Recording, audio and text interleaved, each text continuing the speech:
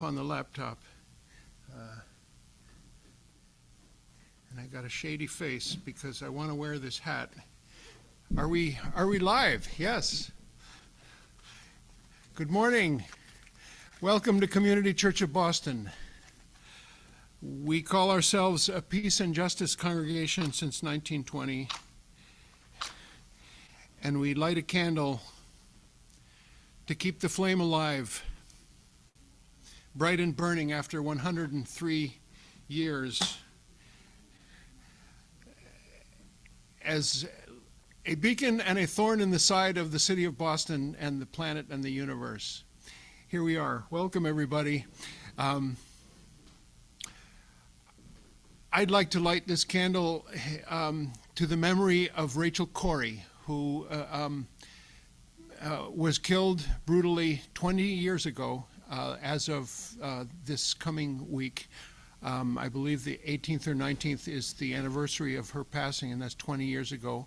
We gave Rachel Corrie our posthumous Sacco and Vanzetti Award in 2003, and we remember that beautiful, bright, young, optimistic face standing in the way of the bulldozers that were demolishing homes in Gaza. And we send this out to Rachel's parents who are in Olympia, Washington. We feel your grief even 20 years later, and we stand with you in solidarity with the people of Palestine.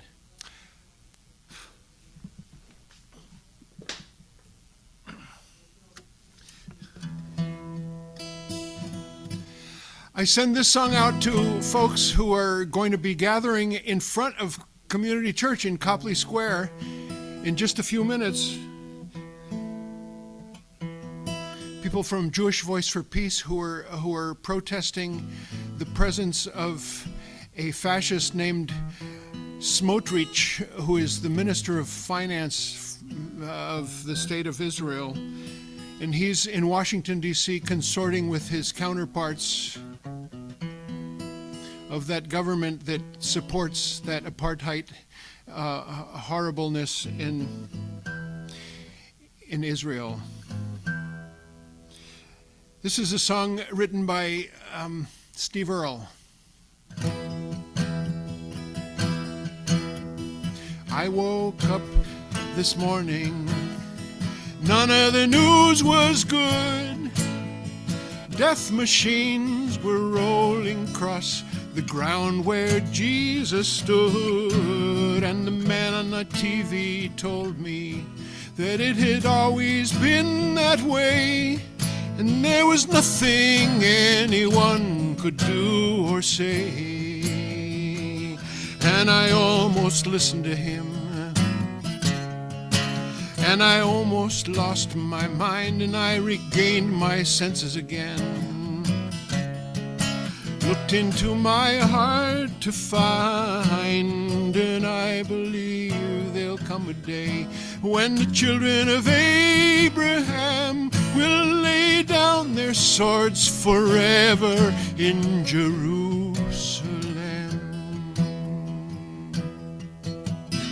Maybe I'm only dreaming, maybe I'm just a fool, but I don't remember learning how to hate in Sunday school. But somewhere along the way I strayed, and I never looked back again. But I still find some comfort now and then, and the guns are drumming again. And I can't lay me down, and the drums are drumming again. And I can't stand the sound, and I believe that one fine day, the lion and the lamb will lay down in peace together in Jerusalem. There will be no barricades then. There will be no wire or walls, and we can wash this blood from our hands. and this hatred from our hearts. And I believe there will come a day, then the children of Abraham will lay down in peace together in Jerusalem. Jerusalem, Jerusalem, Jerusalem, Jerusalem, Jerusalem, Jerusalem, Jerusalem, Jerusalem, Jerusalem, Jerusalem.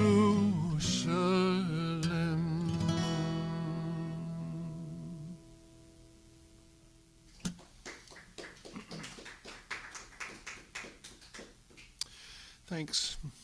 I absolutely love that song because it just speaks in a neutral voice about the atrocity of what's happening there. And I sing that song because it's the title, or it's the topic for this morning.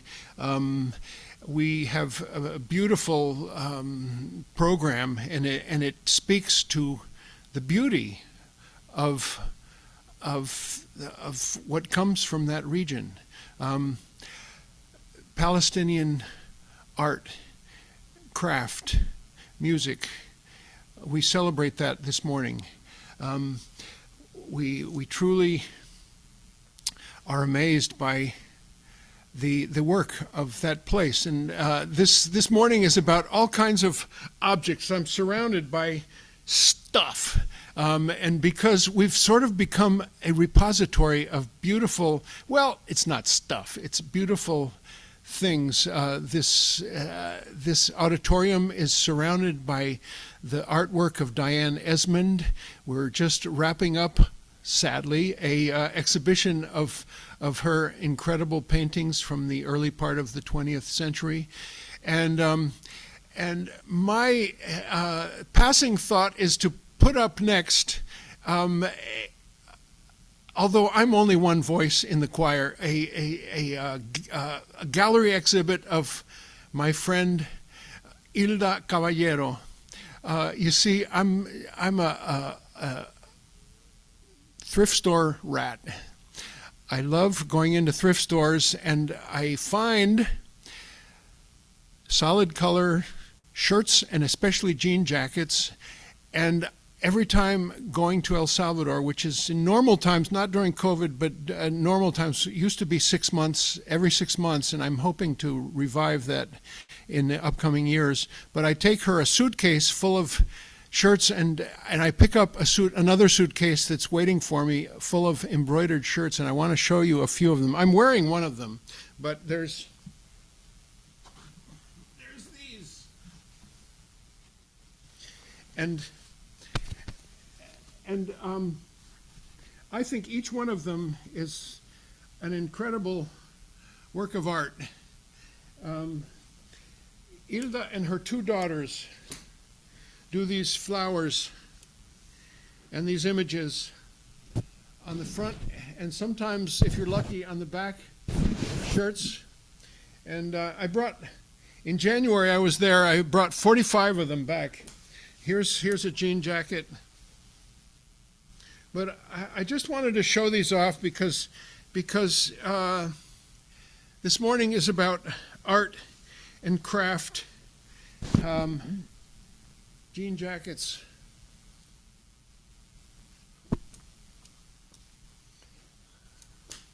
That one I think is going to my niece who is in town.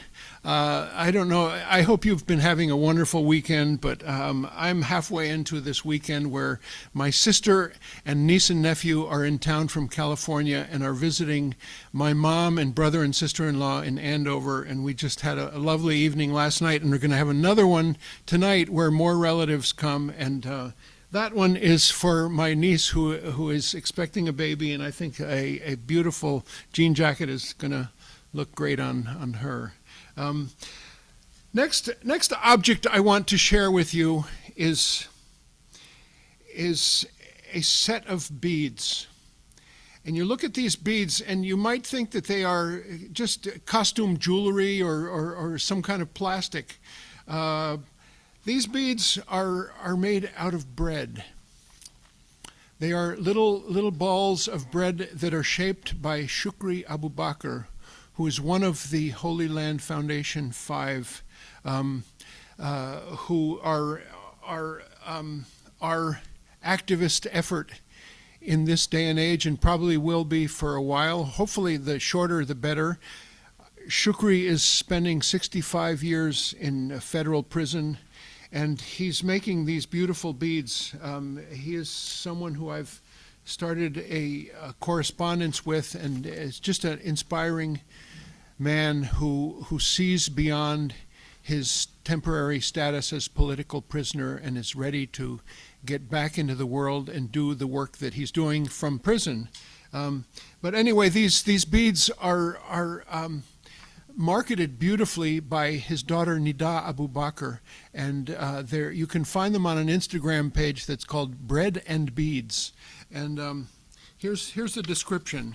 And among all the crafts that we have on display and sale in the church, I think these are my favorite. From the deep ends of a prison cell, a simple fiddling with a soft slice of white bread, then balling up a piece between my fingers, an idea sparked in my head. I want you to know that every bead you hold in your hand came straight from my hands. Imagination and pure desire to encourage everyone of all faiths to enjoy the remembrance of Allah, God. Each mazbaha is one of a kind. No two can be ever alike. This product is made by a political prisoner who refuses to be shrunk into an insignificant being, being devoid of purpose and stripped of desire, to stand strong and determined. Those are the words of Shukri Abu Bakr through his daughter Nida Abu Bakr. And these are the mazbahas, which are Muslim prayer beads, which we just have a couple of them left, but we're getting a bunch more from Nida, who was with us back in December when we honored the Holy Land Foundation with our annual Sacco and Vanzetti Award. What do we have next here?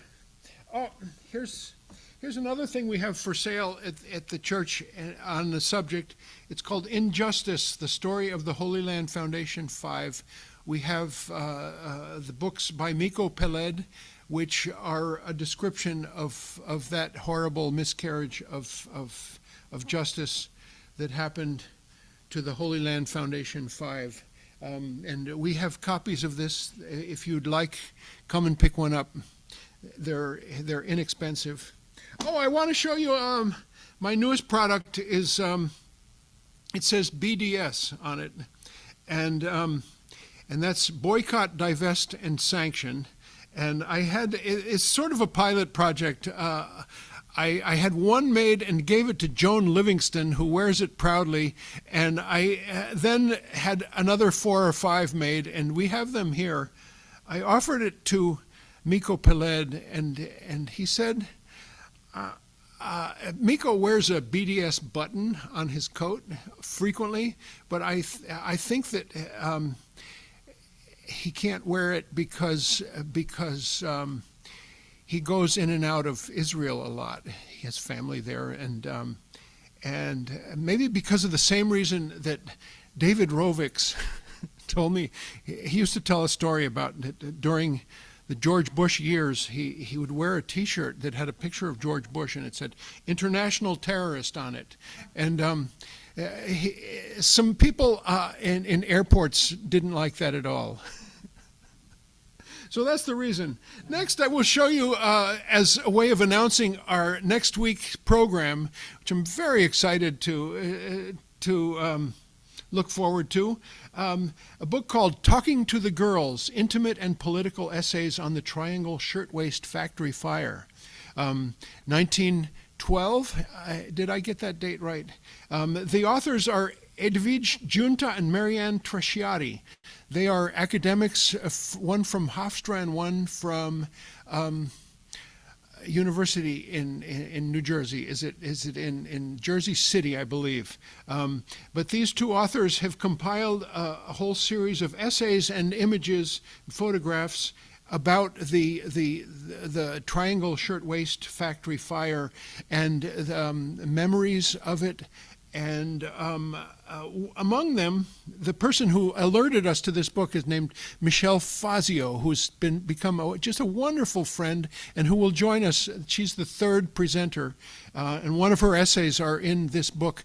Michelle is a professor at the University of North Carolina, and she has become intensely interested and ally because of our Sacco and Vanzetti collection of materials on the third floor, and is helping us with grant writing and grant finding to further preserve, archive, and protect and make available the Sacco Vanzetti collection that we have from the legacy of Bob Datilio up on the third floor. So that will be the three presenters. We'll also have a wonderful musician. Her name is Bev Grant, and Bev is a longtime fixture on the New York music for peace and justice scene. This is not the first time Bev has been here, but we're looking forward to presenting her virtually, and she has a song about the Triangle Fire and other songs about the role of women in the struggle. Let's see. Tomorrow, I fly to Guatemala.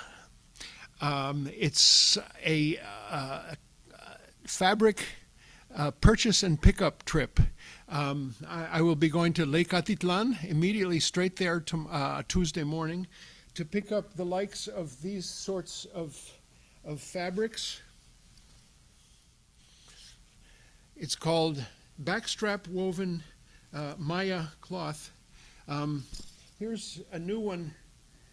They call that vino, burgundy, I guess, so you'd call it maybe. And just the most gorgeous. I'm picking up a whole bunch of it that will go to El Salvador to be shaped and fashioned into all kinds of items like that: laptop cases, little coin purses,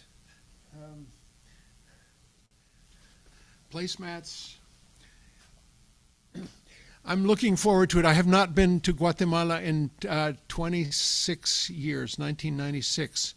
And Lake Atitlan is, to me, the most stunningly, spiritually beautiful place on the planet. And my friend Terry Rubin, who retired there 26 years ago and opened a little inn and built a little treehouse for herself, and is also a musician. And we have a little gig together on Wednesday night, and I'll pick up the cloth on Thursday, come back to Guatemala City, and be back here Saturday in time for Sunday morning with the Triangle Fire themed program. So that's yet another item. I want to show you before we start a couple of also pieces, beautiful pieces, and maybe we're becoming just a store here, because we have books and we have crafts and we have shirts and we have a whole table of items from Palestine and items. This is an item by our presenter today. Her name is Katie Miranda Al Ali. And she is a jewelry maker. She works in silver. And the theme, I wish we had a fancy camera to show you, but come to Community Church. Come on a Wednesday when we have open house at noon and enjoy pupusas with us and enjoy a whole table of products from Olive Branch Fair Trade, which is a beautiful shop owned by Linda Cohen. It's on Martha's Vineyard, but they have been magnanimous enough to offer us a display of products which sold quite a bit during the holidays and continue to sell, including these earrings. And here's another beautiful item made out of olive wood. It's a heart. It's a beautiful heart shaped out of olive wood.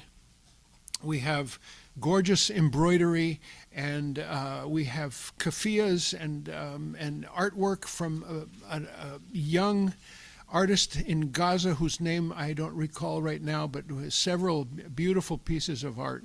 So we are blessed with just a rich lot of beautiful stuff. Any other announcements that I have?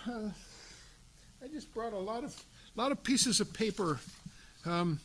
I'll tell you about an event that happened here 2 nights ago. It was the July 26th Coalition had a sort of like a symposium on Cuba.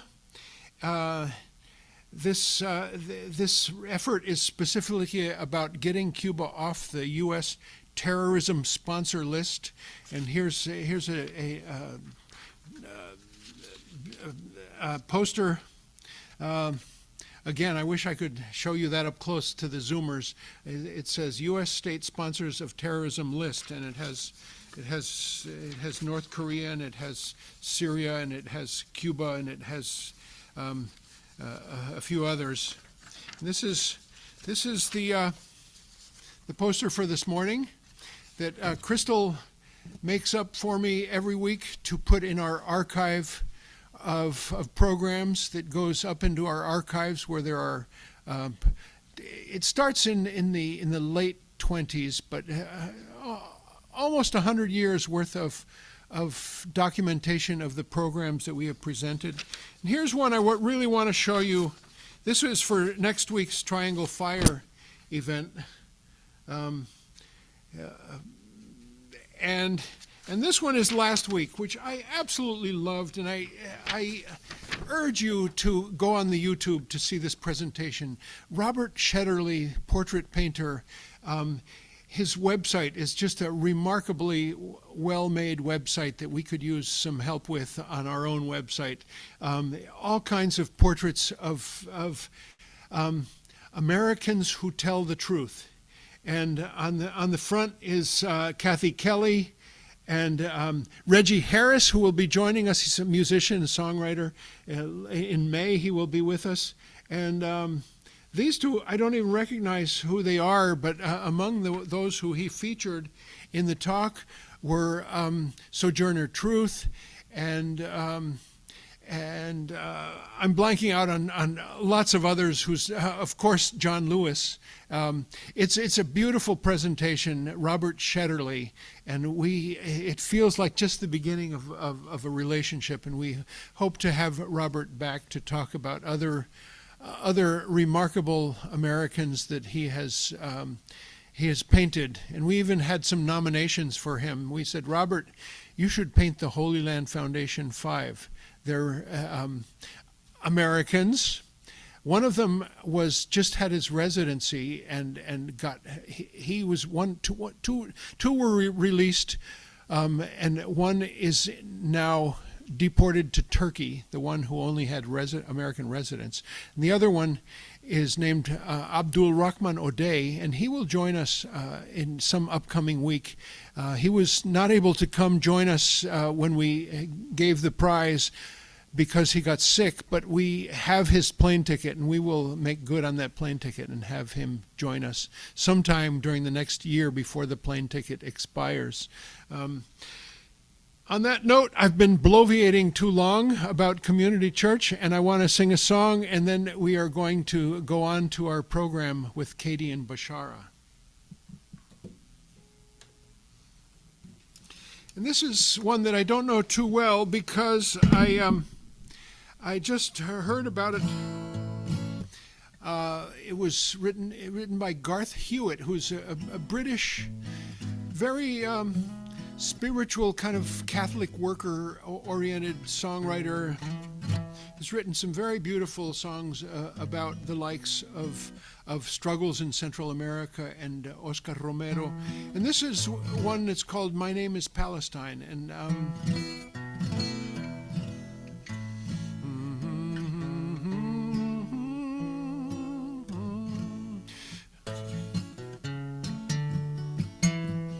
voice cries out in the wilderness, I hear hear her call, but I don't know her name. A voice cries out in the wilderness, my name is Palestine, I will remain.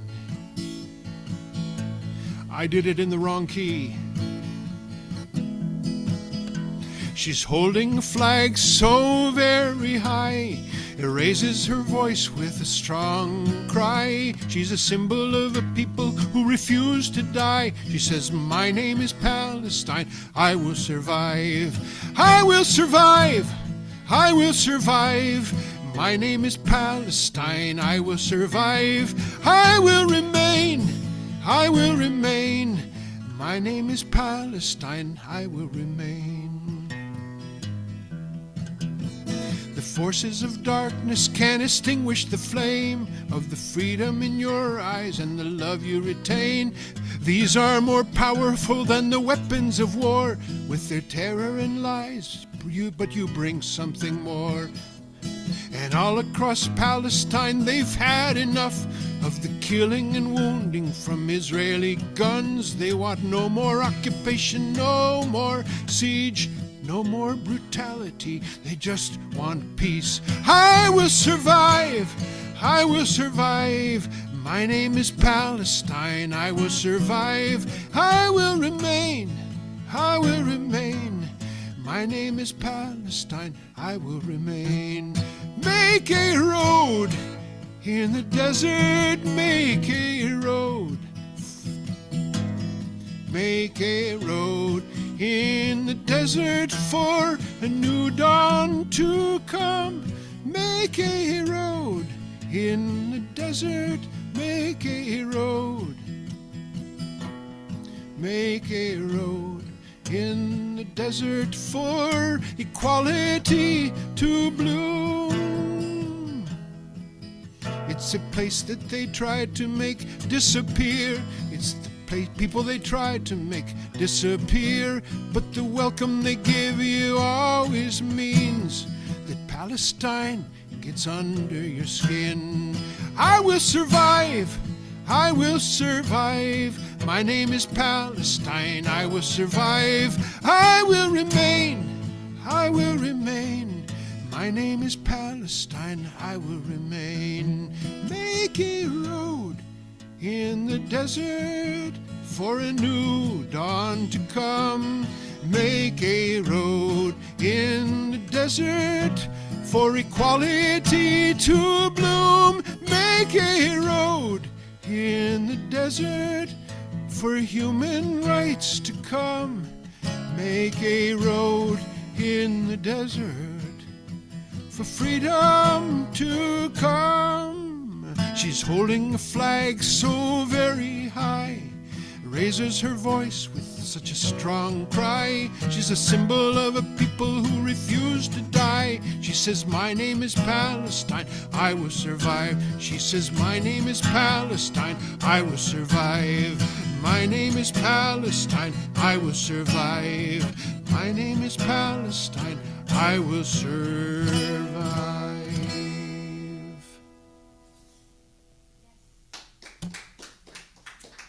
Thank you, Garth Hewitt, for singing that song of inspiration.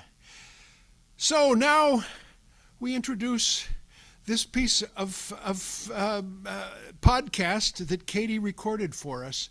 I'll tell you first about Katie Miranda Al Ali. I came to know her because of something I forgot to bring up. It's right here.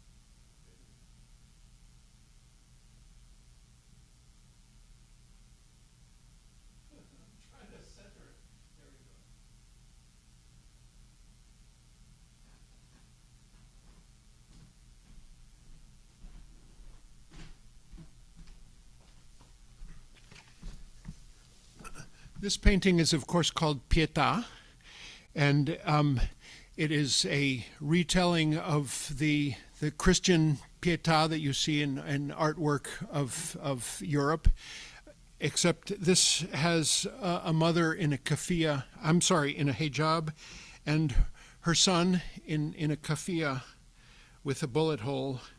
And this says to me so much, and it was my introduction. I had to order a print of this, and then we got permission from Katie, this was 2 years ago, to expand it and put it on our sidewalk on a sandwich board during Easter. And so that's what we've been doing every year in the days upcoming to the Passion and the Easter, because this is a message that adds to that. What I found out was that Katie is not only a visual painterly artist, but she's more than anything a jewelry maker, and she makes these beautiful silver pieces that are earrings and necklaces, and the theme is Arabic lettering, beautiful calligraphy, and the other eloquence of Katie's is that she is a podcaster, and on her website you can find interviews with a lot of different people. Katie spent some years living in the West Bank, especially in Hebron, and being a witness and with the International Solidarity Movement, is that what they're called? And that formed her artist's work and her life's work. And I urge you to go to her website and hear some of the podcasts, and we're going to hear one of them.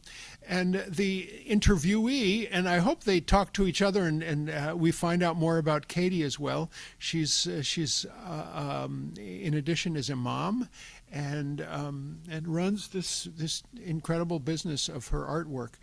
And Bshara Nassar is who she's interviewing, and Bshara is someone I've known just because I've been on the list and donated small amounts to the Museum of the Palestinian People.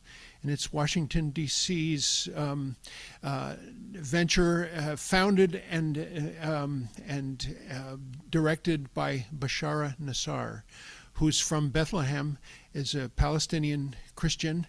And we will hear from both of these and become familiar. And I hope that this is just an opening invitation for them to come visit here physically someday soon, as well as a possible offer to Bshara of this space to have a gallery exhibition of items of Palestinian art that maybe they can offer, and we can start a cooperation in that regard. So let's hear Katie Miranda Al Ali and Bshara Nassar.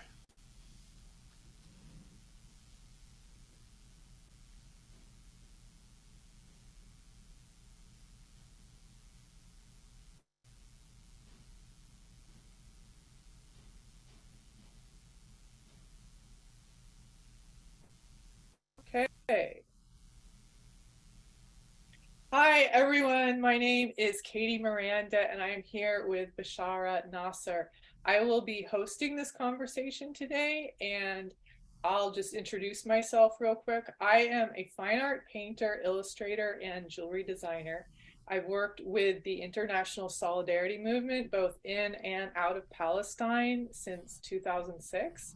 And I'm here today to talk to Bshara, and we're going to talk about art and Palestinian crafts and activism, supporting the Palestinian economic development, which is an area that activists frequently overlook.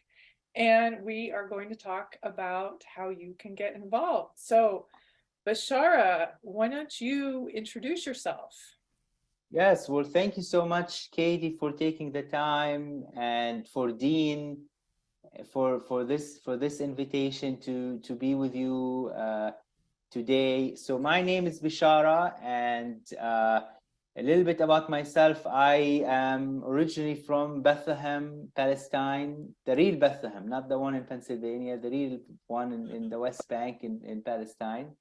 And I was born in Jerusalem, and now I live in the United States. And I actually wanted to start sharing like my screen to show you how I grew up and a little bit more about my family and what I'm doing right now. So let me just share my screen.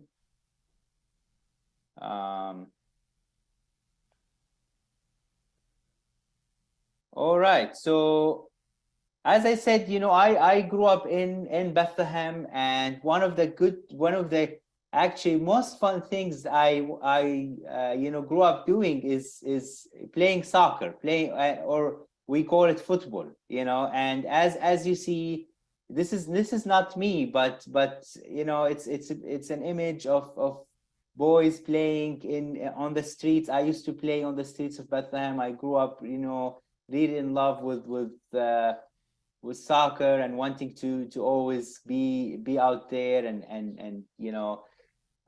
and the other image is also in school. So I consider myself, I grew up in as a normal childhood, going to school and playing soccer and really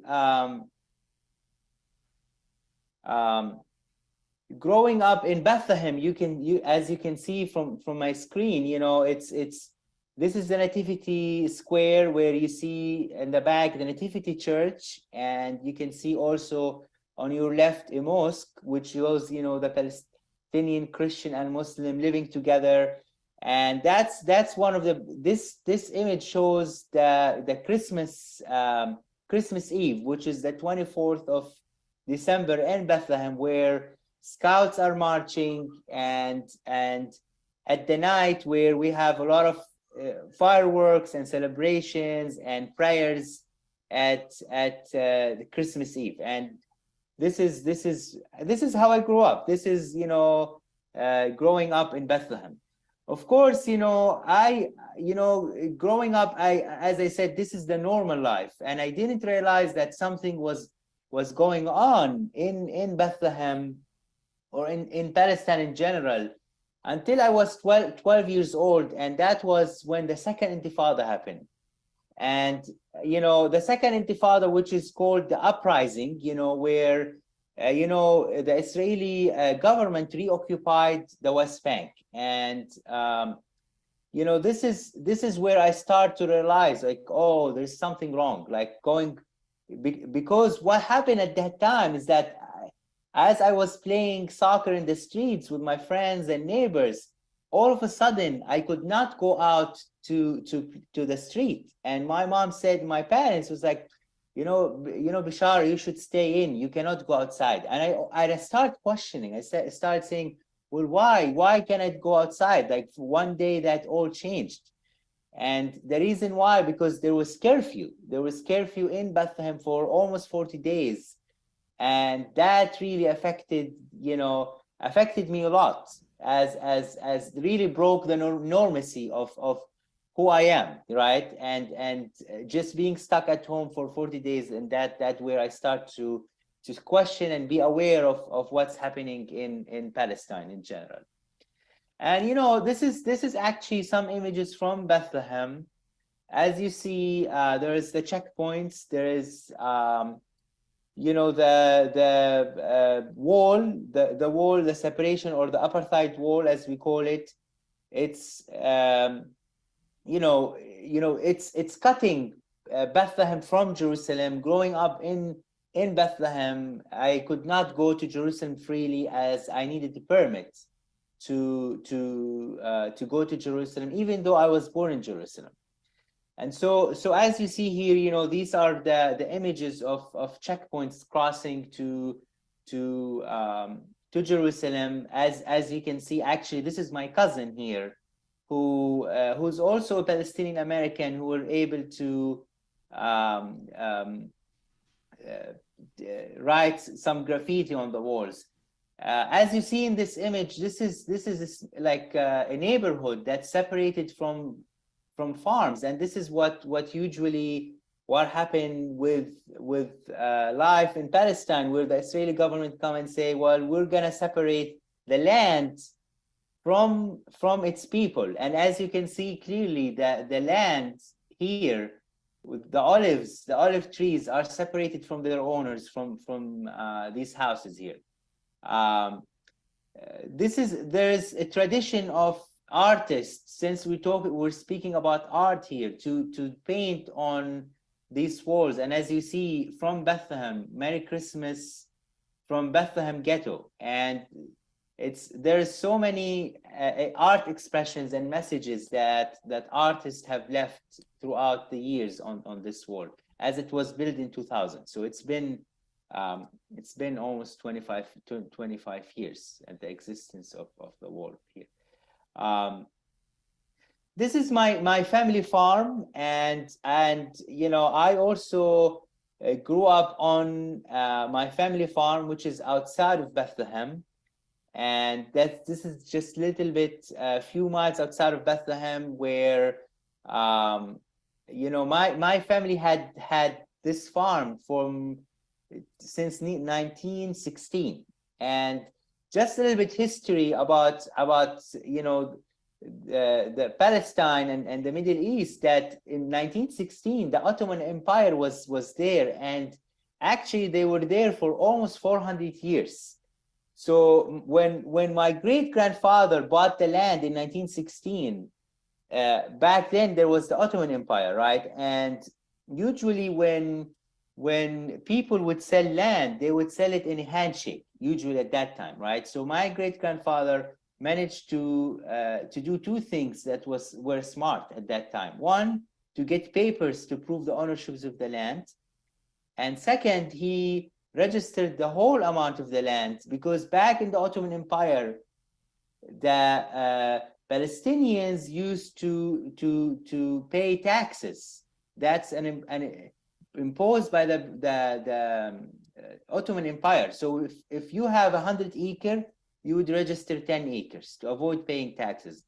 Again, my great-grandfather was able to register all the land, and that's one of the reasons, you know, this is one of the ways that Israel could take Palestinian lands. If they would come and say, well, you registered 10 acres, we're gonna take the rest of the 90, the rest, right? So you know, you have Ottoman Empire, then the British came, and then, you know, Jordanians were in the West Bank, and then, you know, Israel reoccupied and the whole Palestine, the West Bank, and you know, what's Israel now, right? And so in 1991, when the Israeli government came and declared this land as a state land, this is my family. As you see the hill, you don't see from this image, but there's settlements that surrounding this piece of land. And the goal was for the Israeli government to say, well, this is our land, I mean their land, right, to build a settlement. So my father and my uncles, you know, went to the court immediately and said, well, we have papers to prove the ownership of this land. Unfortunately, as you might know, papers are not always, you know, the good thing, the best thing, because until today, my family has been in the Israeli court. They went from the military court to the Supreme Court. Right now, actually, after 34 years,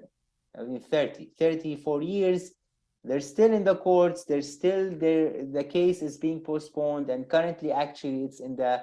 It left the Supreme Court. The Supreme Court has said finally, I think 3 years ago, they said this land belongs to the Nassar family.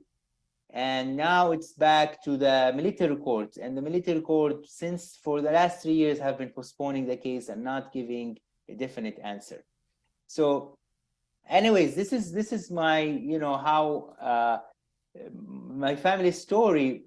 But one of the things that my family did is to create an art in a couple of things. One is an environmentally sustainable farm to bring people together, bring internationals from all over the world to learn about the family, to learn about the farm, to learn about the occupation, under the message that we refuse to be enemies. And for my family it's the importance of the Christian faith, as my family is Christian, and we believe that this is what Jesus said. This is Jesus' message, is that Jesus said we refuse to be enemies, right? Jesus said in the Bible, it says, love your enemy.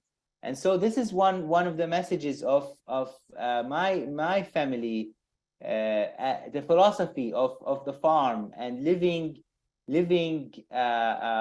authentically, to have people over, to create, despite of the oppression, to create, to build cisterns, and to renovate caves, to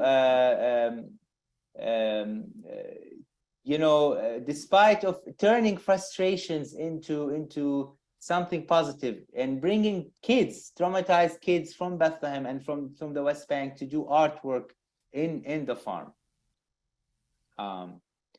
This is just one of the images of the farm. It was burned several times by the settlers. My family has been attacked so many times to try to take them away from their lands. Moving on, I came to the United States. So I always tell this story to people and visitors, people I interact with, because my family's story is what inspired me. My family's resilience and resistance in Bethlehem, and their existence in that land, have really inspired me to keep continuing doing the work of justice, right? And continuing advocating for Palestinians wherever I am. So one of my what I'm involved in is the Museum of the Palestinian People.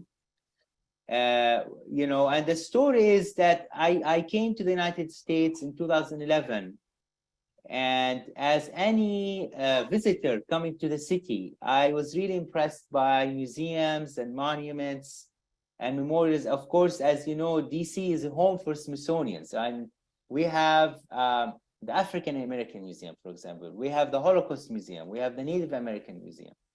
But at the same time, I couldn't find a place to tell my story as a Palestinian. And so that's how the idea of the museum came about, in creating a place where Palestinians can share their stories, can share their art, can share their culture with people, with Americans, to talk about our history that goes back to thousands of years, but also to highlight Palestinian Americans who are involved with many aspects of the US or the American societies, or including politicians, entrepreneurs, artists, and so forth. We started as a traveling exhibition, and this exhibition started to go around the country, and eventually this is the space that we got. It's one of the floors at the bottom here, in the heart of Washington, D.C. We opened the museum. This is one of just images of our team. And, this is actually when we started. This is the renovation. We opened the museum in 2019. Since then, we've had thousands of visitors coming in. We had hosted many artists and many exhibitions. This is one of our first art pieces that we put, which is about reimagining a future. And we purposely started with this exhibition to invite Palestinians and Americans alike to reimagine a different future in Palestine, a future where there is no oppression, there is justice, there is freedom, right? And especially freedom for us Palestinians are so important.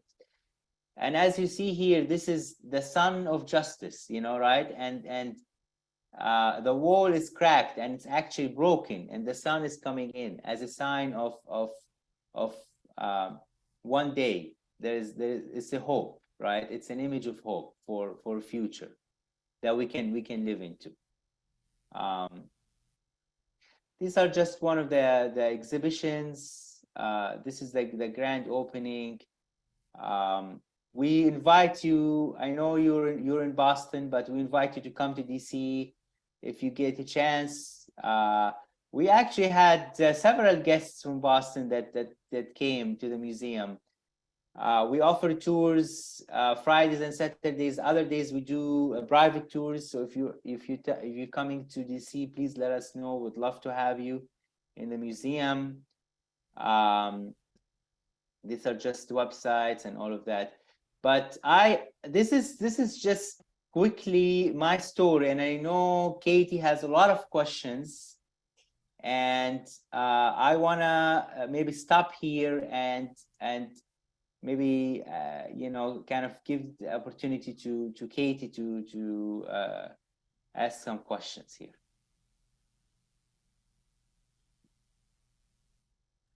Okay, great. Can you, okay, great. Thank you so much for that, Bshara. I've never seen pictures of your family's farm before, so that was really great to see. It's very beautiful.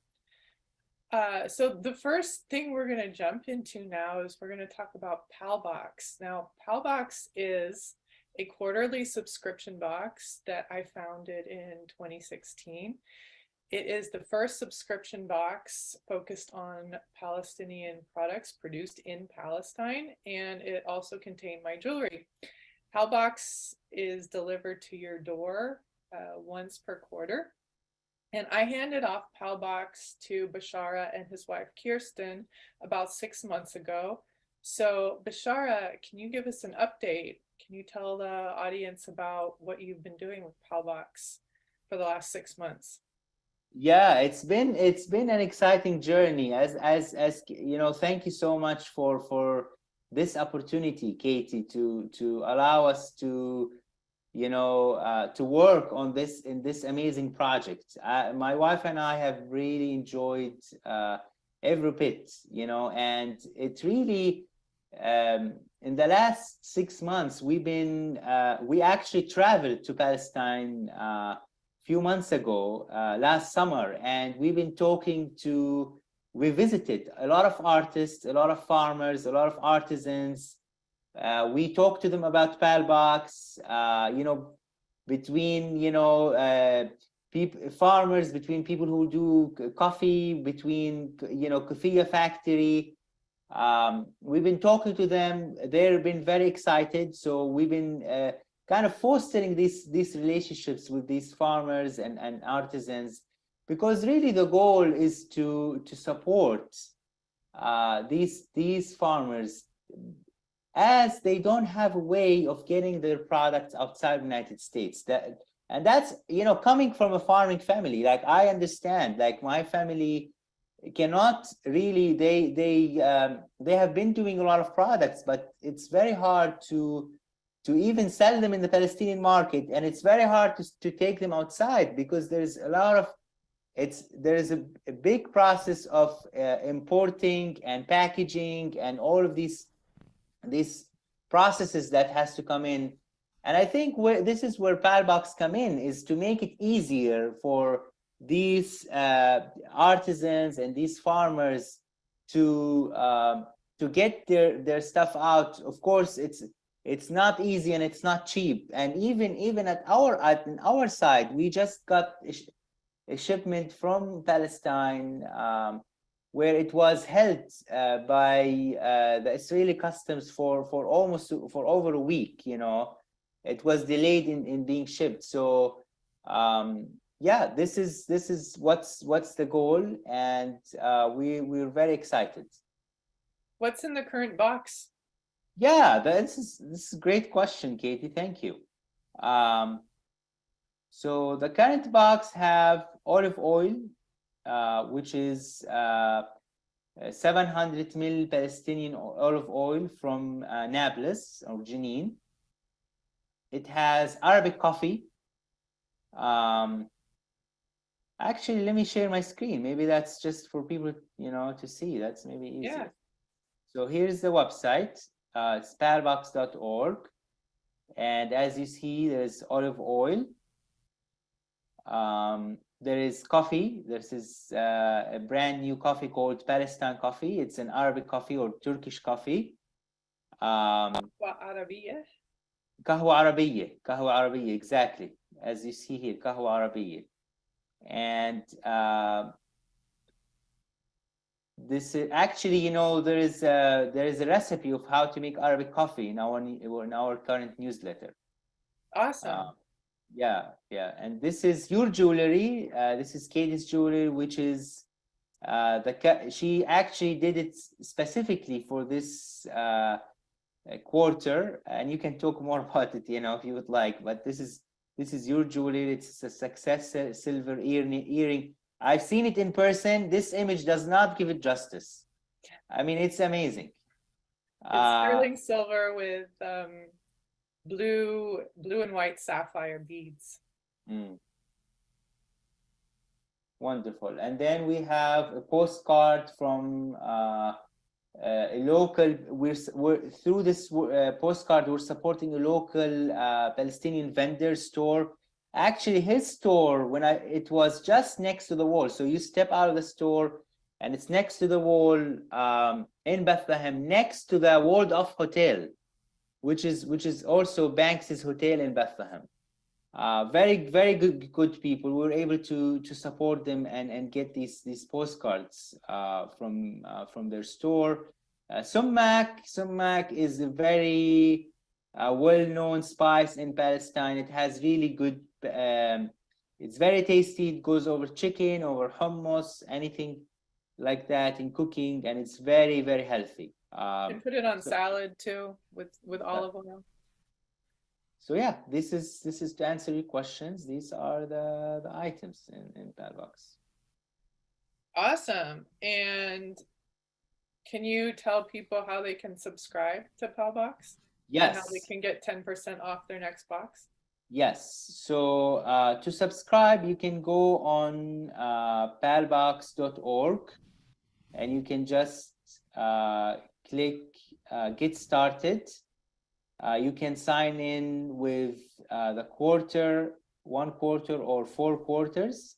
And we are going to, just for this audience, we're going to give you 10% off, which is if you put the code PALBOX10,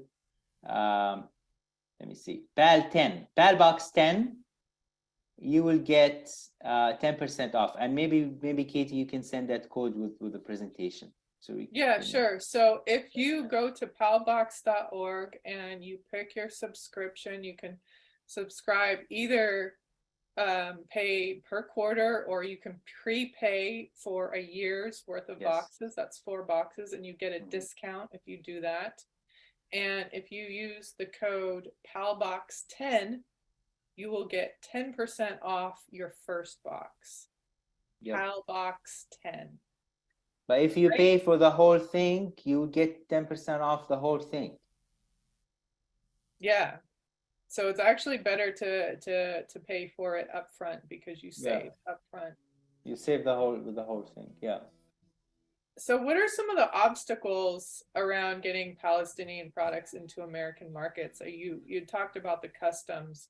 What are some other obstacles that Americans would not typically think of when they think of a supply chain and importing products from one country to another? What are some of the problems that are unique to Palestinian products?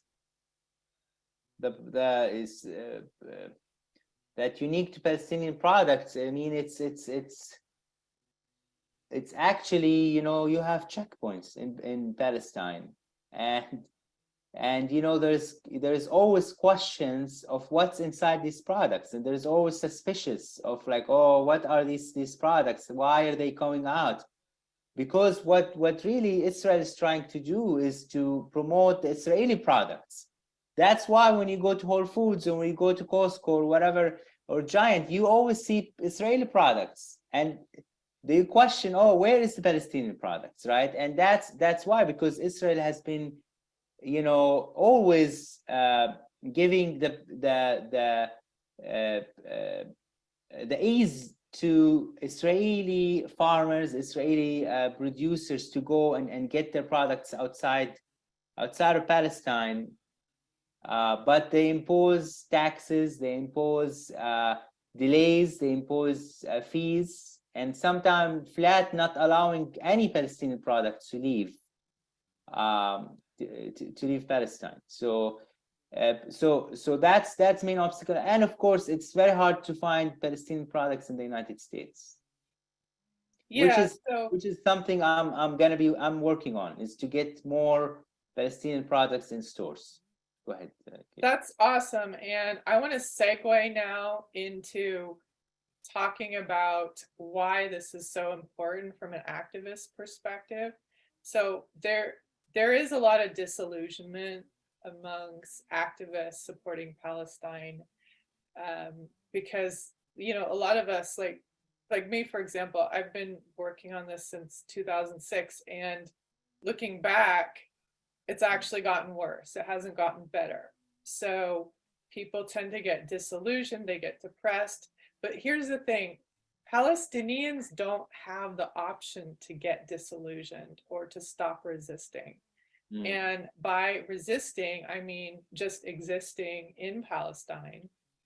So if you, as an American or, you know, maybe an international, a non-Palestinian, let's say, if you're feeling like, oh, nothing's getting better, there's nothing I can do, I want you to just stop yourself there and put yourself in the position of someone who was born and raised in Palestine, like Bshara and his family. And they don't have the luxury to get disillusioned and stop, you know? So if you ever want a chance to contribute, like, now is your chance. We just gave you the website, Bshara gave you a coupon for 10% off. So you can subscribe to Palbox and you can contribute to the movement that way, because a lot of times the political activists, the activists on the ground, or the people who are doing campaigns and letter writing and organizing, they forget the economic aspect of Palestine. And it's very easy to support that. You can just subscribe to Palbox. Do you have anything to add to that? Thank you for that, Katie. No, this is very, very, very good, very touching that you said that. And you're right, we don't have option. It's you know, and we are so privileged. I mean, even for me as a Palestinian American, now I have a US, I'm also privileged because on a daily basis I don't deal with the Israeli occupation. But you know, when I call my family and, you know, my mom, my dad, I get reminded, like, oh my God, this is what, even when I go there, I'm going there this summer, I'm going there to be with my family, right? And I get reminded of, like, oh, I have to go through an Israeli checkpoint, I have to go through Jordan, right? I'm not allowed to go to Tel Aviv, right? As an American, right? So it's thank you for saying that. It's very touching, and it's so true. It's so true, Kate. Thank you. Sure. So I'll switch back now to the museum. I want to hear a little bit more about that. What is your current exhibition there? Yeah, the current exhibition right now is, we have an exhibition that's drawing. It's called The Art of the Weeping. It's drawing 50 artwork drawn by an artist called Mary Hasboun. She is a Chicago-based Palestinian artist, and actually the exhibit is to uplift Palestinian women voices and to give a voice to Palestinian women who's been living under occupation, but also give voices to Palestinian women who as Palestinian society, it's a patriarchal society, so giving equality and giving voice to these women. And Mary is she's Palestinian, grew up in Bethlehem, and then she immigrated to Chicago, I think almost 20 years ago, and currently living in Chicago. The upcoming exhibition is starting at the end of this month, which is about embroidery.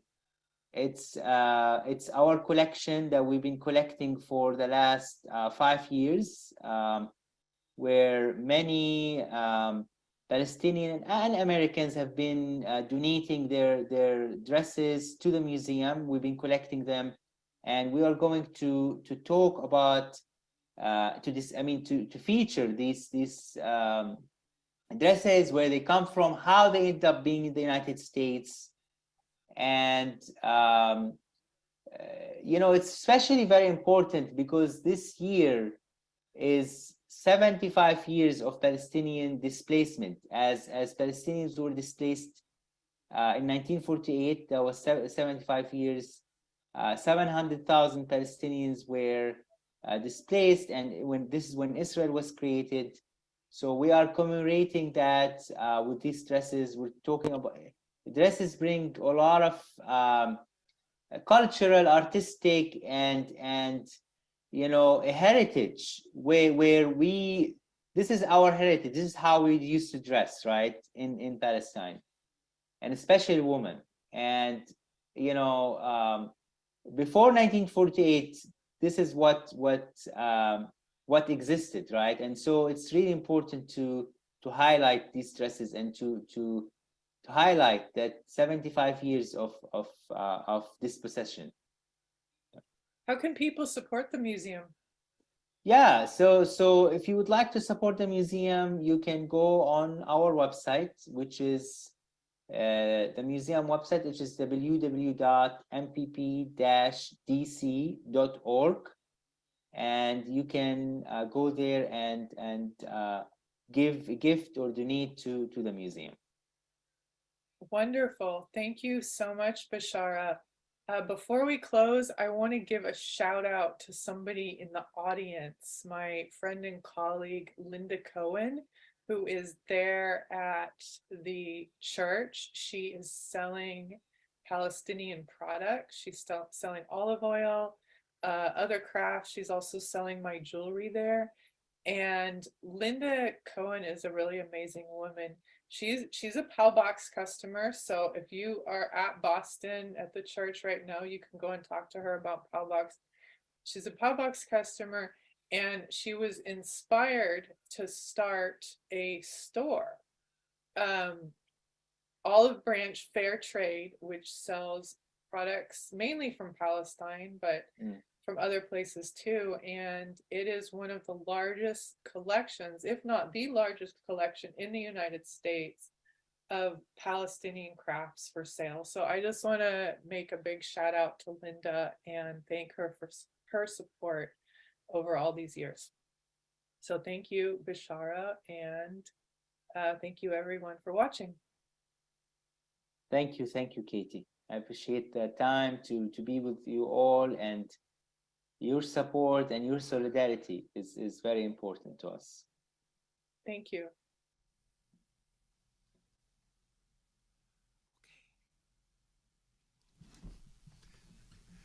Amar.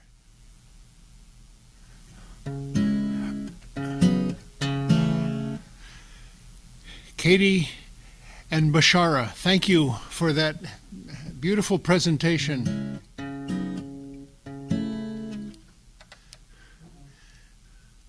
A song to close out. That those pictures of Bshara's family farm really evoke. I hear that very strong in this last song. This is also the moment when we say support community church. You can go to our website and you can find a PayPal option or a credit card option, or you can send us a check here in Copley Square. You have the address. It's on the chat, hopefully. And with that, I'm going to sing this song written by our friend Tom Pacheco. I send out my love and solidarity to Tom, who is presently hospitalized. Hopefully will be out soon. And he's written just thousands of songs. We had him here for an Indigenous Peoples Day celebration right before the COVID, so it was 2021. No, 2019. Can you believe? Almost 4 years ago. This is one of the songs that I discovered of his that is perfect for this morning. It's called Homeland.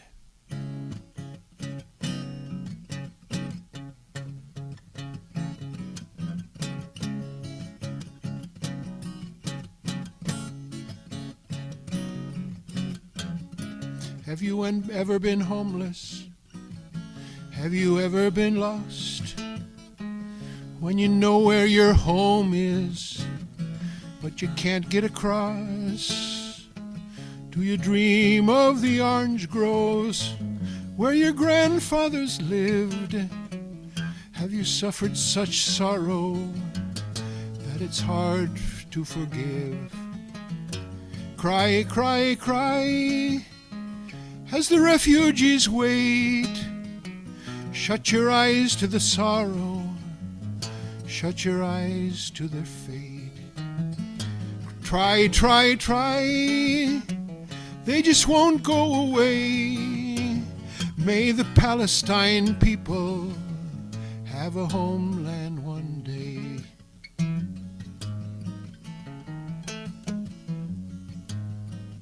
To be scattered like ashes in the winds of the earth, with all dignity shattered, with all feelings of worth, living life like gypsies, on the road, on the run, with the heels of your history, close but far as the sun.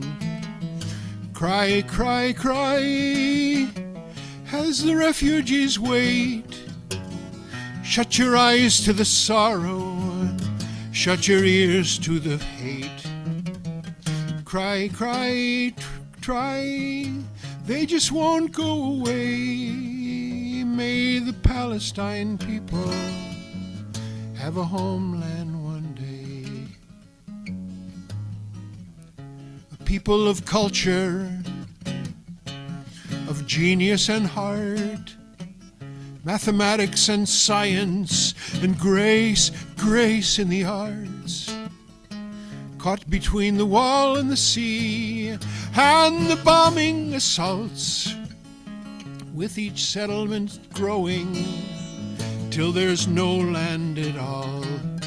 Cry, cry, cry, as the refugees wait. Shut your eyes to the sorrow, shut your ears to their fate. Try, try, try, they just won't go away. May the Palestine people have a homeland someday. May the Palestine people have a homeland someday.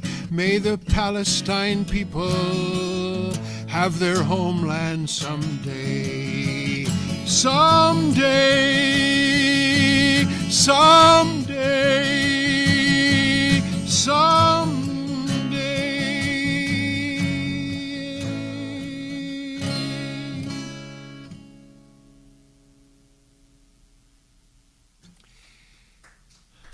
Thanks very much. I want to go straight to a whole bunch of beauty from Palestine that we have right here in the auditorium, thanks to Linda Cohen, who is with us, and I hope that Linda will join after I show off some of the products from her store, which is called Olive Branch Fair Trade on Martha's Vineyard.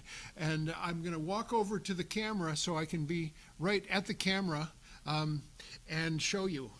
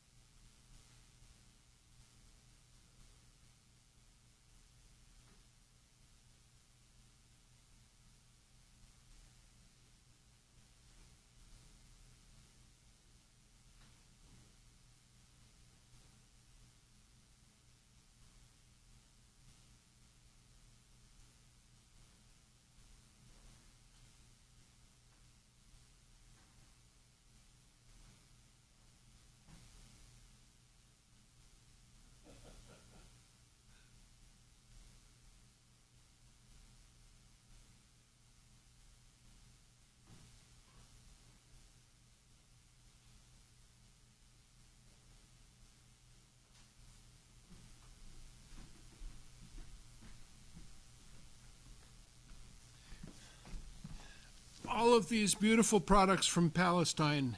Bedouin coin earrings that I showed you. Gorgeous bracelets made out of olive wood shaped into little balls. Here's ceramics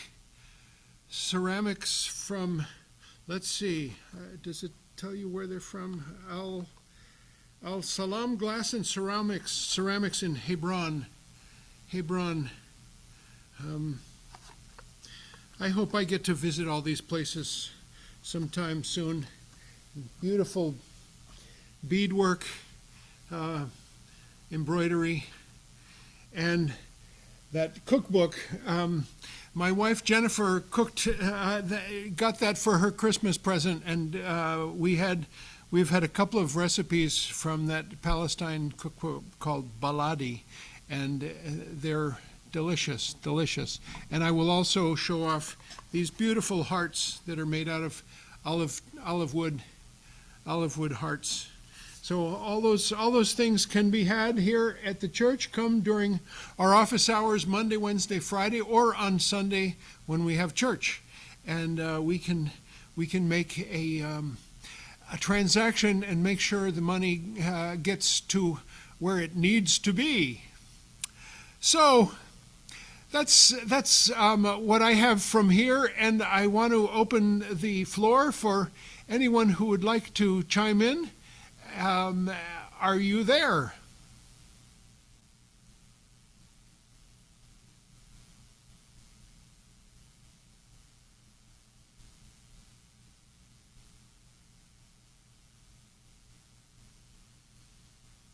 Or any comments or questions from in? Okay, go ahead. Hi. Hi.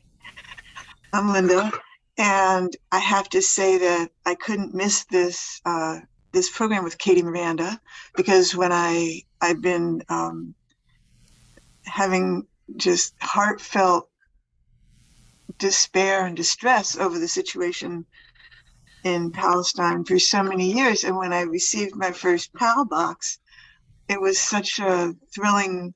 It was so thrilling, you know, to taste the olive oil. I go, oh my goodness, Katie's on the West Coast. I could do something on the East Coast, you know, and then to be introduced to the wonderful crafts, you know, every month, every quarter, there's a different, there's some different craft, some different post, you know, some different artwork, her beautiful jewelry.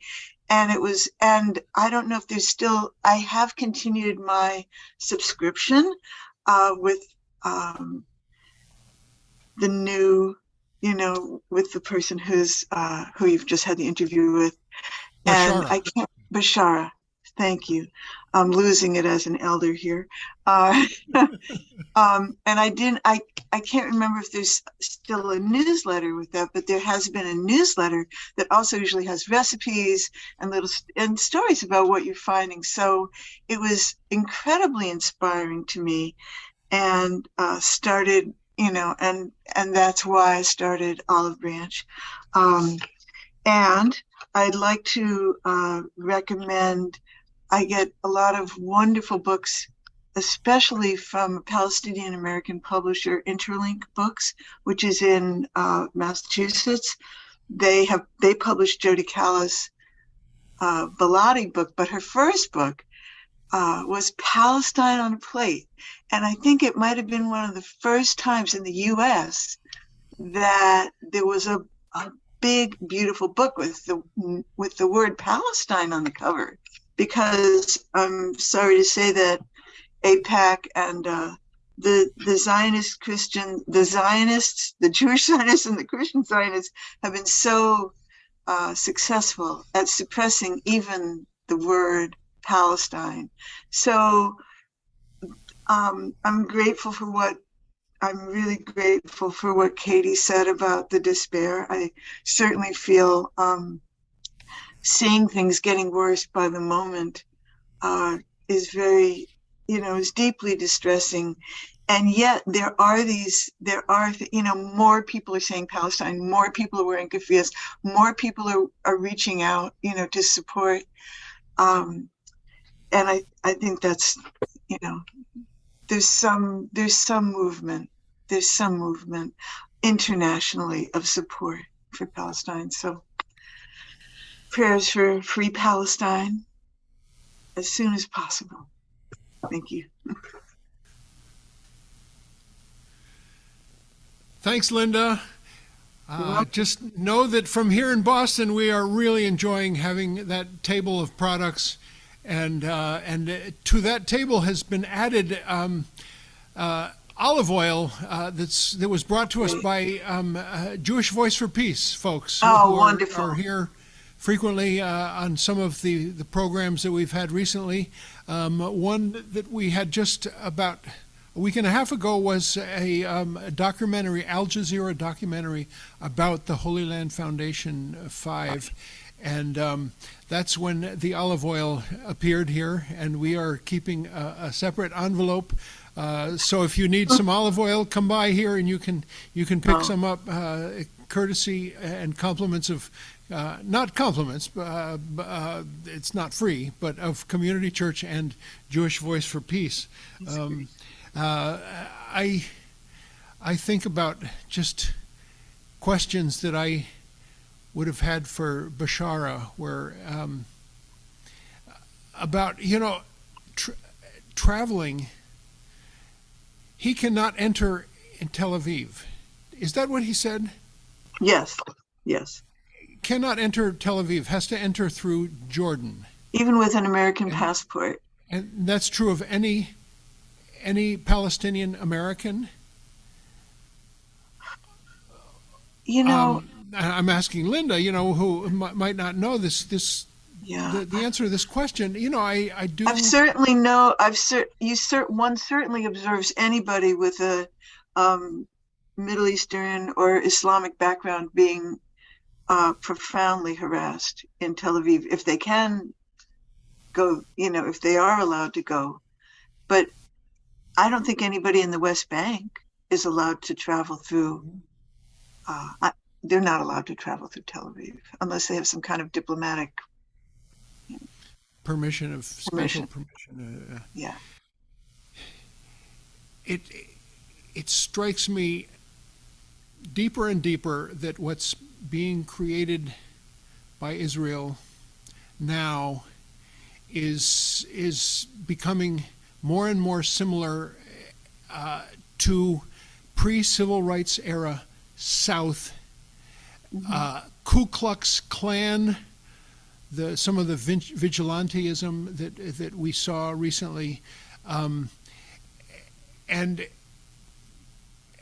how is that okay?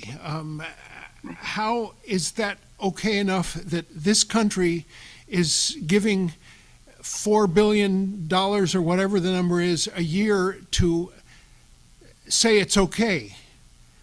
Somebody please answer that question for me. It's a horrific reality that we have to speak out about, and fly high the Palestinian flag, and say this is a people who exist and will remain, as the song by Garth Hewitt said.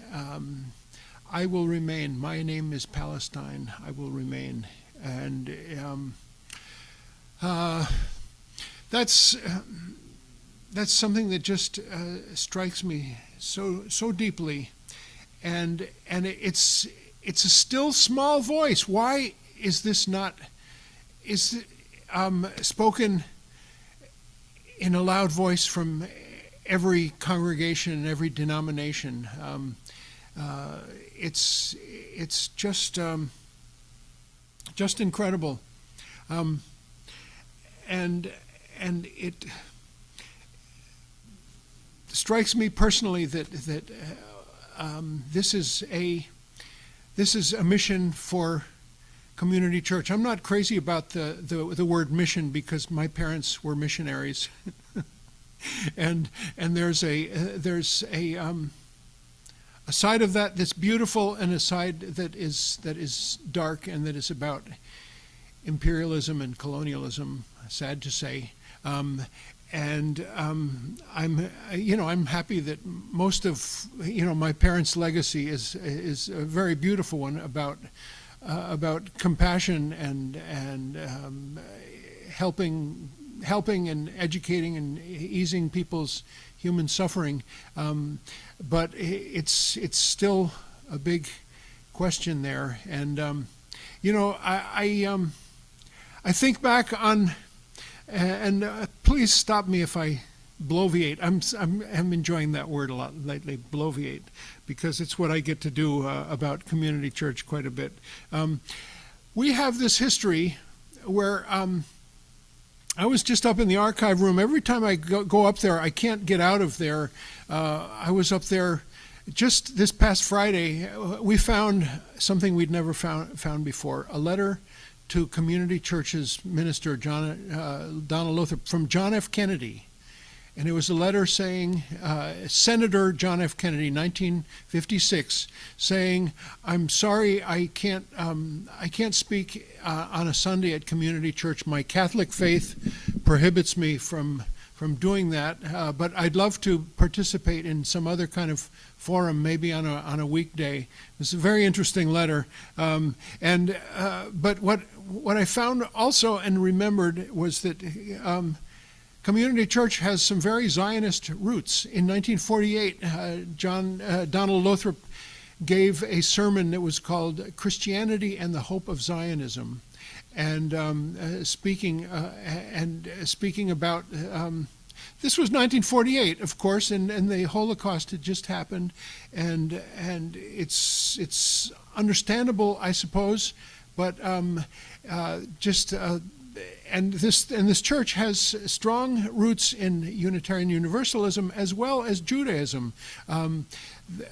Lots and lots of rabbis who spoke from this pulpit, and in 1948 it was about the hope of a state for Jewish refugees to be formed, and soon after that it went away from that, and the realization was brought to Community Church by a certain speaker who spoke 3 times in the early 50s.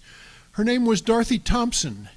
She was a very well-known and well-regarded journalist in the 30s and 40s. Her husband was the novelist Sinclair Lewis.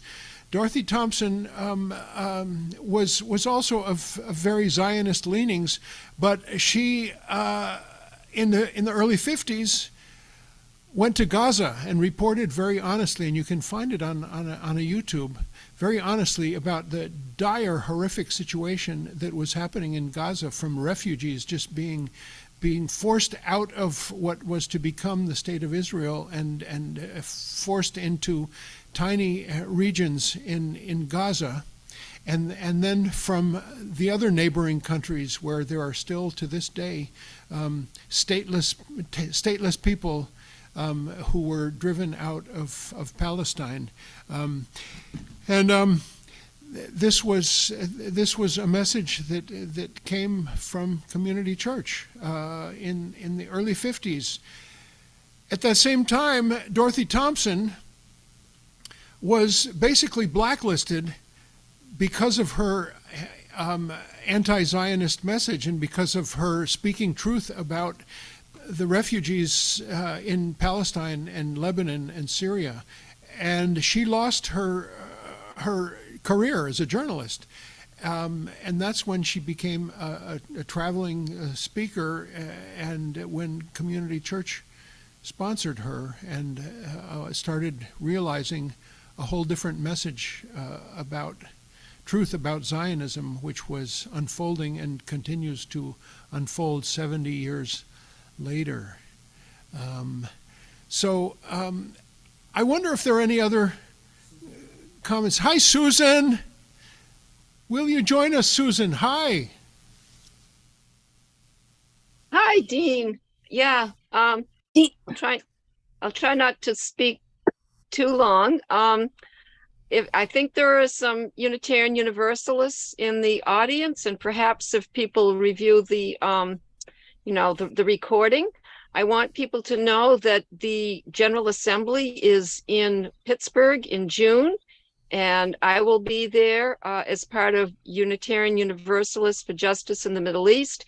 And we expect to have Linda's crafts there for sale, and probably Linda in person, at least for some of the time. We're very happy with that. The second thing is, Dean, you sang 2 great songs this morning. I know there'd be a problem with getting the rights and everything, but would you consider putting together a CD of activist Palestinian songs? I think it would be very, very popular. I don't know how many you have access to, but the 2 you did this morning were great. And so it was my pleasure to join you today. And yes, if the Palestinians don't give up, we do not have that luxury. It's very discouraging at times, but we're privileged and we cannot give up this. So that's all for now. Thanks. Thank you, Susan, and an enormous shout out to Susan Nye, who is just the most remarkable activist on Palestine, as well as my partner in El Salvador, sister city work for 30 plus years. And boy, I need to squint at my calendar and see if I could go to that General Assembly and be there on behalf of the Holy Land Foundation. And that's a great idea to put together a compilation CD. There's lots of songs I'm finding. I wish I had it in front of me, but I think my favorite one is written by Iman Asghar. Look her up. She calls herself a content creator, which is another way in the information age of calling yourself an artist or a videographer or a filmmaker. Content creator. Anyway, she took this sea shanty that's called "Soon May the Wellerman Come," and she added her own words, which I'll just sing you the first 2 lines. I don't have the words in front of me. I need to learn that song. There once was a land called Palestine, where Christians, Muslims, Jews live fine. Anyway, that's one that could be on that compilation CD. Another person that truly comes to mind big time is David Rovics, who has written a CD that's called Palestine Habibi. And it's all Palestine-related songs. Some of them just really incredibly cutting-edge, strong, powerful words from David Rovics and this Garth Hewitt and Tom Pacheco, and on and on. That's a good idea, Susan, and keep me working on it. And yeah, you can. And Emma's Revolution has at least one, if not more. I don't know that one, and I will look for them because I'm in conversation with Pat Humphreys right now. Pat, the one half of Emma's Revolution, is someone who sings for us here at Community Church, both physically and virtually, and who is now giving us advice on technical issues like how to do a really effective, powerful, great-sounding live stream, and she has been very helpful in that regard. So any other ideas of songs that we could add to a compilation? And I would find hopefully get the rights to do a CD like that. That's a great idea, Susan. Anyone else who would like to chime in from the virtual universe? Hello? Is that Lee? Hello? Hello? Hi, Lee. We hear you. When you said that you have the word Palestine on a book, I want to show you a bestseller. Look. What's the name of the book, Lee? The name of the book is Palestine, Peace, Not Apartheid. Palestine is in big letters. That's great. Lee, hold it closer. Hold it to your face because it's too close to the camera. Hold it nearer to your face. Oh, I wanted to show you the book. We can't see it because it's so close to the camera that it doesn't show it. It's There Jimmy you Carter's go. book. Right. Am I right? Right. Yes. Jimmy Thank Carter, God for Jimmy. Mhm. Palestine in big letters, peace, not apartheid. And it's a bestseller, or at least it has been a bestseller since it was written, and it was done in 2004. There we go. Thanks, Lee, from Simon's Winthrop Bookstore. Go to Winthrop and drop in on Lee's store, and you can pick up a copy of Jimmy Carter's book, as well as a pound of coffee from a village in El Salvador. I didn't realize until we heard that Jimmy Carter was on hospice, but then I dug up his books and I realized that, and I'm going to order loads more. But Lee, what's Kitty Cat's name? What? Princess? Patty Cat? What? Kitty Cat. Is that a cat in front of you? In front of me? There are two cats, but I don't see my cats. Oh no! I thought I saw your cat closer to the camera than you. It's something else. It's the book. It's something I'm not seeing well from here. Anyway, I'm sorry. Thank you, Lee.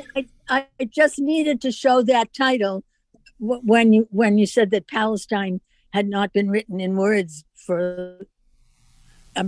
visibly on a book. That's right, Lee. And there has not been a president since who has spoken as strongly as Jimmy Carter did on Palestine. No, I know. When I think of Josh Kushner, whatever, the whole issues. Thank you. I just had to show Jimmy Carter. Have we got anyone else who would like to chime in?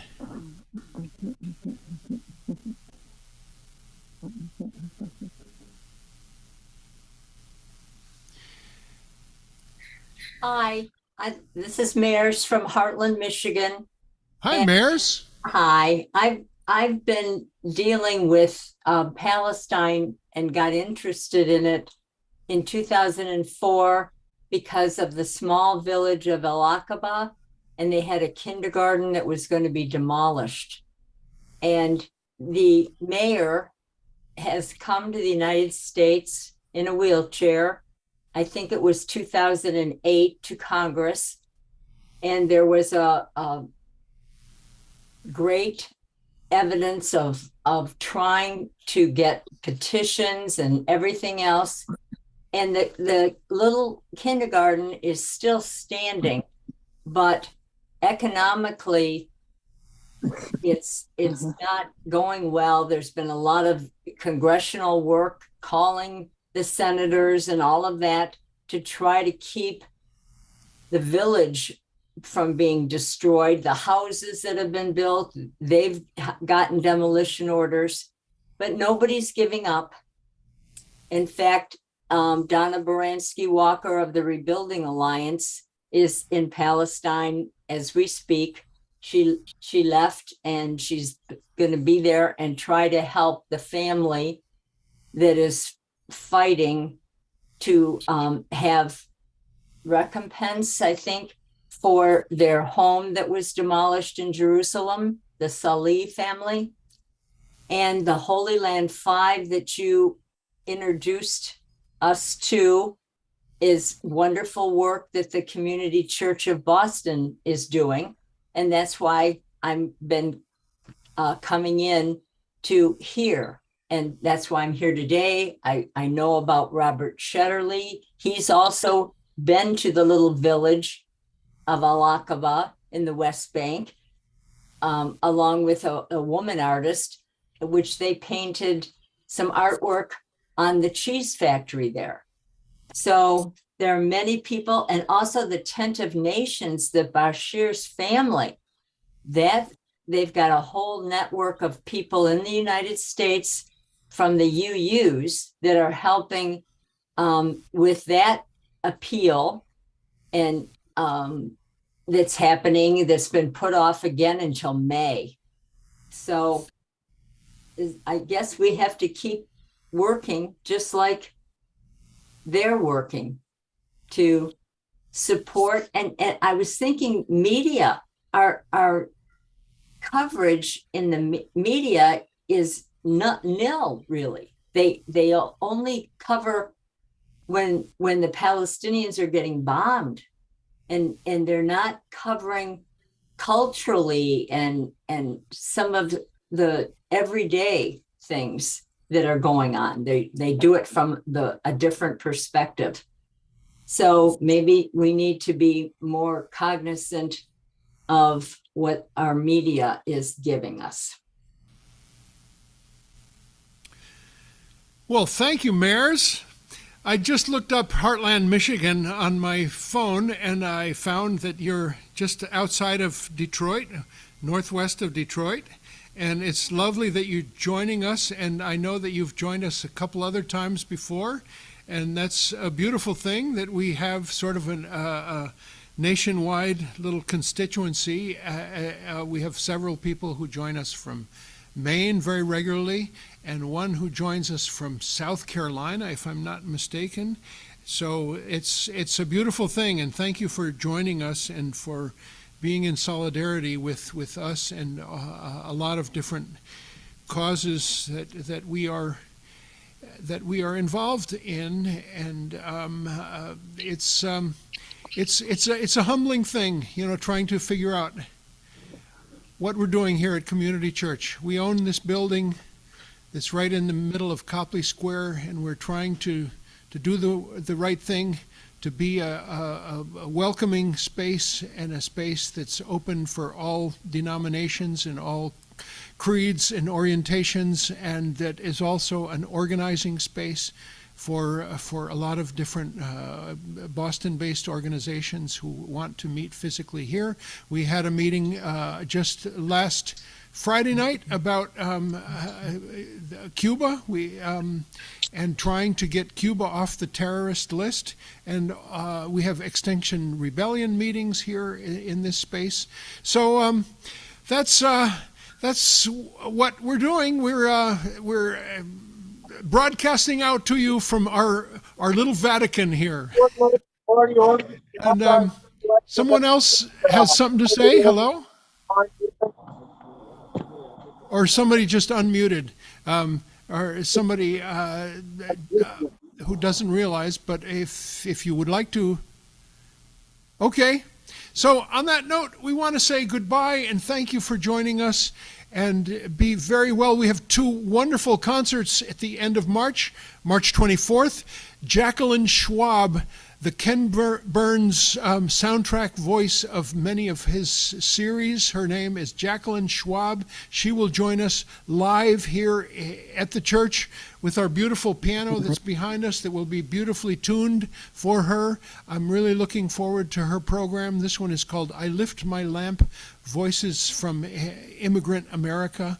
And she has presented virtually before, but never physically here in person. Jacqueline Schwab. And a week after that is our friend Dylan Buston, songwriter, storyteller, and playwright extraordinaire, who joins us. He lives presently in Rockland, Maine, and will be here physically present. So join us for either of those, either physically, which is what we hope for, that you will be here live to hear these concerts, or virtually, if you like. There's an Eventbrite page where you can join us. It's a free concert, but you can buy a ticket, all proceeds to the performers.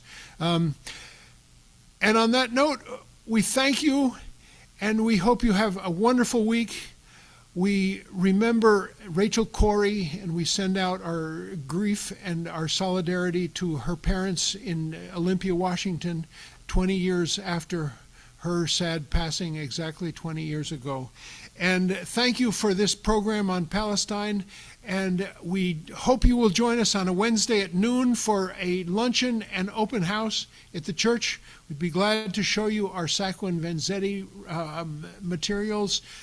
our archive materials, and our new collection, which is on the 4th floor, the History Project, which is an organization that catalogs, archives, and preserves Boston's LGBT history.